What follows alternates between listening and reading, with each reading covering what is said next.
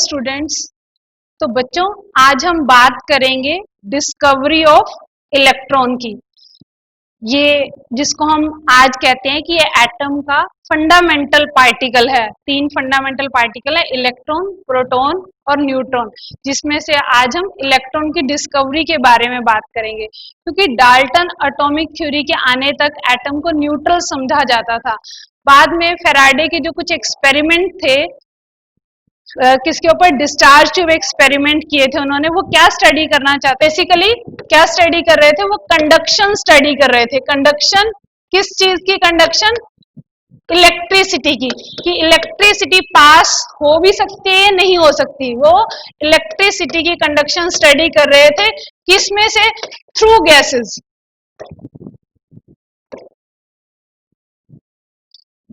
तो बच्चों उनका ये एक्सपेरिमेंट था, तो ये यहाँ उनका पूरा एक्सपेरिमेंटल सेटअप दिखाया गया है। तो इसको हम क्या बोलते हैं, इसे हम बोलते हैं कैथोड रे ट्यूब एक्सपेरिमेंट, और इसे डिस्चार्ज ट्यूब एक्सपेरिमेंट भी बोलते हैं।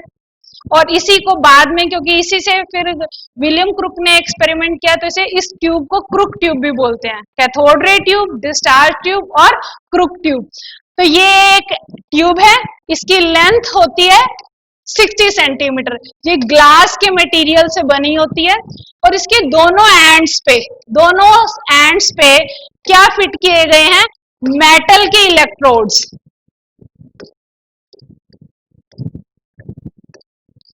ठीक है, दोनों एंड्स पे मेटल के इलेक्ट्रोड फिट किए गए हैं, और यहाँ एक हाई वोल्टेज जनरेटर का यूज किया गया है, जिससे हम वोल्टेज सप्लाई देंगे। तो ये बैटरी का पॉजिटिव टर्मिनल है और ये बैटरी का नेगेटिव टर्मिनल। तो जो इलेक्ट्रोड बैटरी के पॉजिटिव टर्मिनल से कनेक्टेड है उसे हम बोलते हैं एनोड, और जो इलेक्ट्रोड बैटरी के नेगेटिव टर्मिनल से कनेक्टेड है उसे हम बोलते हैं कैथोड। तो ये हमारा कैथोड है और ये हमारा एनोड है। और बच्चों यहाँ आपको एक साइड ट्यूब दिखाई दे रही है, तो ये साइड ट्यूब बच्चों किस लिए लगाई गई है, इस साइड ट्यूब का पर्पस क्या है, ये साइड ट्यूब इसलिए लगाई गई है ताकि इसके साथ हम वैक्यूम पंप कनेक्ट कर सके, और वैक्यूम पंप का यूज करके इसके अंदर जो हमने गैस लिया उसको डिजायर्ड लेवल तक मेंटेन कर सके। हम अपनी मर्जी से वैक्यूम पंप का यूज करके इसके अंदर गैस के प्रेशर को कितना भी कम कर सके। तो मैं फिर से एक बार रिपीट कर रही हूँ, डिस्चार्ज ट्यूब एक्सपेरिमेंट, ट्यूब जो ली गई है cathode ray tube, discharge tube, Crookes tube. कितनी लंबी, 60 सेंटीमीटर। कौन से मटेरियल की, ग्लास के मटेरियल की। दोनों एंड्स पे फिट किए गए हैं मेटल के इलेक्ट्रोड्स फिट किए गए हैं। उनको किससे कनेक्ट किया गया, हाई वोल्टेज जनरेटर से कनेक्ट किया गया। साइड में एक साइड ट्यूब लगाई गई है जिसको वैक्यूम पंप से कनेक्ट किया गया। किस लिए, ताकि इसके अंदर गैस के प्रेशर को रिड्यूस किया जा सके।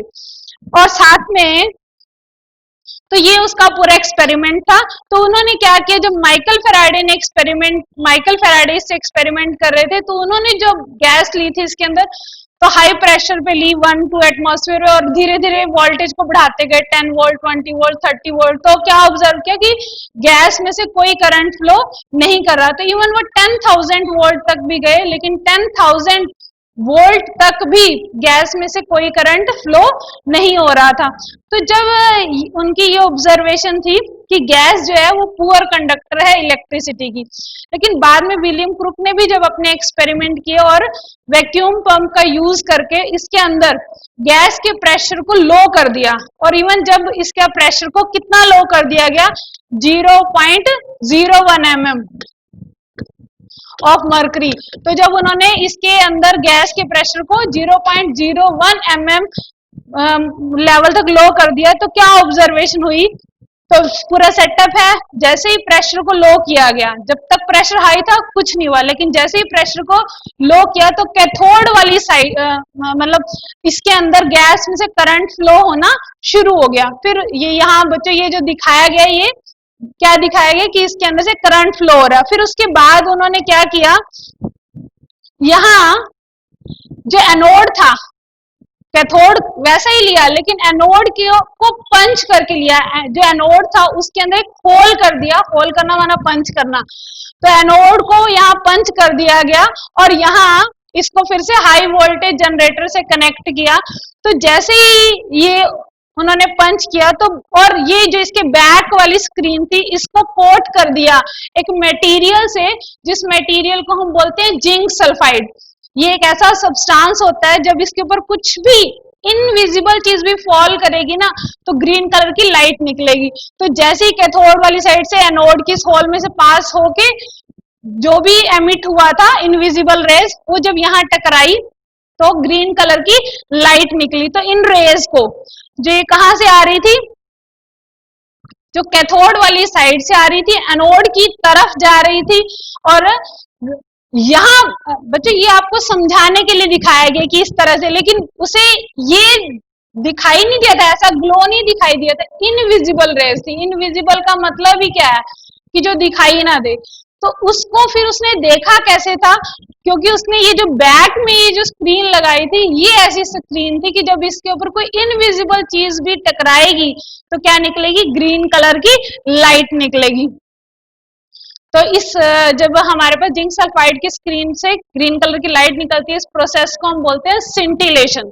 क्या बोलते हैं, सिंटिलेशन। आपने अगर ऑब्जर्व किया हो, जो बच्चों टेलीविजन की ट्यूब होती है वो भी एक कैथोड रे ट्यूब ही होती है, और उसके ऊपर भी इस तरह के मटेरियल की कोटिंग होती है जिसकी वजह से हमें पिक्चर विजिबल होती है।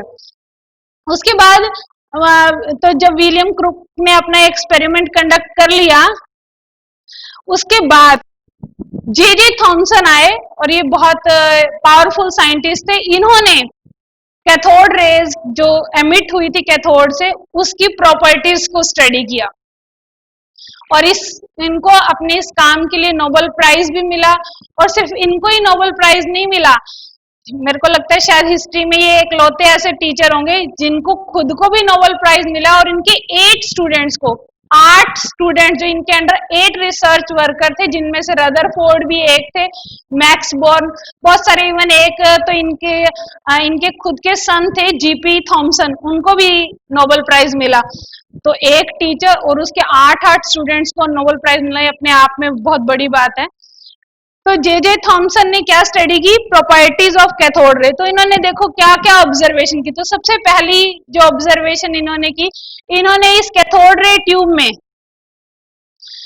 के अंदर इस तरह से एक ये व्हील लगा दिया, एक एक्सियल के ऊपर, एक एक्सिस, जैसे बीच में हम कोई एक ये लगा लो भी, मैं एक पतली सी कोई क्या बोलेंगे उसे, स्लाई ले ले और उसमें कोई व्हील डाल दें, जैसे पंखा डाल दें जो बच्चे यूज करते हैं, और आप जब एयर ब्लो करो तो वो पंखा क्या होने लग जाता है, रोटेट होने लगता है। तो ऐसे उन्होंने एक व्हील लिया था और उसको इस एक्सियल पे माउंट कर दिया, उसके ऊपर लगा दिया, और बिल्कुल सेम उसी तरह से इसे कैथोड रे ट्यूब में रख दिया। जैसे ही हाई वोल्ट अंदर गैस के प्रेशर को लो किया गया और यहाँ से 10,000 वोल्ट की वोल्टेज जब पास की, तो उन्होंने क्या ऑब्जर्व किया, जैसे ही उधर से रेज आई, दिस व्हील स्टार्ट रोटेटिंग, ये व्हील ने क्या किया, घूमना शुरू कर दिया, और ये व्हील मूव कर गया। तो इस व्हील की मूवमेंट से ये बात क्लियर हुई कि जरूर कैथोड रे कुछ मटेरियल पार्टिकल से मिलके बनी थी, जिन मटेरियल पार्टिकल्स ने इस व्हील को रोटेट कर दिया। सेकंड जो ऑब्जर्वेशन थी कि जब कैथोड रेज को एक मेटल की फॉइल के ऊपर डाला गया, तो ये मेटल की फॉइल क्या हो गई थी, ये गर्म हो गई थी। तो cathode rays produce heating effect. तो उन्होंने ये ऑब्जर्व की कि देखो यहाँ रेड कलर दिखाया, तो ये गर्म हो जाते हैं। फिर नेक्स्ट उन्होंने क्या किया, यहाँ एक ऑब्जेक्ट लगा दिया, और उस ऑब्जेक्ट, जैसे ही कैथोड रेज उस ऑब्जेक्ट के ऊपर पड़ी तो बैक में एक शेडो बन रही थी। अगर इस ऑब्जर्वेशन से उन्हें यह पता चला कि कैथोड रे स्ट्रेट पाथ में चलती हैं। बच्चों कैसे चलती हैं, स्ट्रेट पाथ में। अगर वो स्लैंटिंग पोजीशन में चलती तो उसकी शेडो या छोटी बनती या बड़ी बनती या ब्लर बनती, लेकिन ये बिल्कुल शार्प शेडो बनी थी और बिहाइंड में बनी थी। तो इस ऑब्जर्वेशन से ये पता चला कि कैथोड रेज कैसे चलती हैं, स्ट्रेट पाथ में चलती हैं। उसके बाद इसके ऊपर कौन सा चार्ज होगा जो इसके अंदर पार्टिकल है, इसके लिए उन्होंने क्या किया, इसके अराउंड इलेक्ट्रिक फील्ड अप्लाई किया। इलेक्ट्रिक फील्ड परपेंडिकुलर डायरेक्शन में अप्लाई कर दिया। अगर ये पॉजिटिव की तरफ मुड़ जाएंगी तो मतलब नेगेटिव चार्ज है, तो ये कहाँ मुड़ गई, पॉजिटिव की तरफ। अगर ये नेगेटिव की तरफ मुड़ जाती तो इसके ऊपर कौन सा चार्ज था, पॉजिटिव चार्ज। तो क्योंकि ये नेगेटिव की तरफ मुड़ गई, इसी तरह से मैग्नेटिक फील्ड का भी इफेक्ट देखा गया। ये यहाँ पॉजिटिव की तरफ मुड़ी तो इससे ये पता चला कि इसके ऊपर नेगेटिव चार्ज है। तो कैथोड रेज किससे मिलके बनी है, नेगेटिव चार्ज मटेरियल पार्टिकल से मिलके बनी है। और मैग्नेटिक फील्ड के से भी ये क्या हो जाती है, डिफ्लेक्ट। यहाँ नॉर्थ साउथ मैग्नेट लगा दिए तो भी क्या होगी, कैथोड रेज अपने।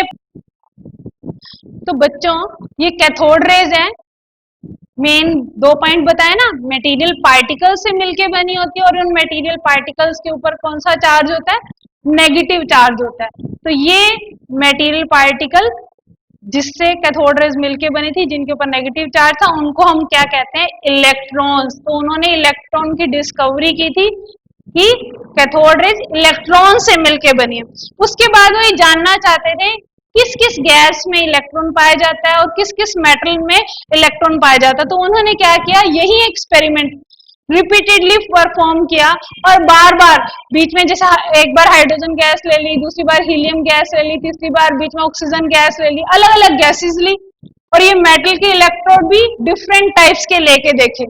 और वो ये जानना चाहते हैं, जैसे यहाँ ऑक्सीजन दिखाई है, नाइट्रोजन दिखाई है भी, अगर हम अलग अलग टाइप की गैस लें और अलग अलग टाइप के मेटल के इलेक्ट्रोड लें तो क्या डिफरेंस आता है। लेकिन बच्चों हर केस में कैथोड रेज प्रोड्यूस हो रही थी। तो इससे क्या पता चला, इससे हमें ये पता चला कि हर मटेरियल के अंदर इलेक्ट्रॉन है, चाहे वो कोई भी गैस है और चाहे कोई भी मेटल है, हर एक के अंदर क्या पाए जाते हैं,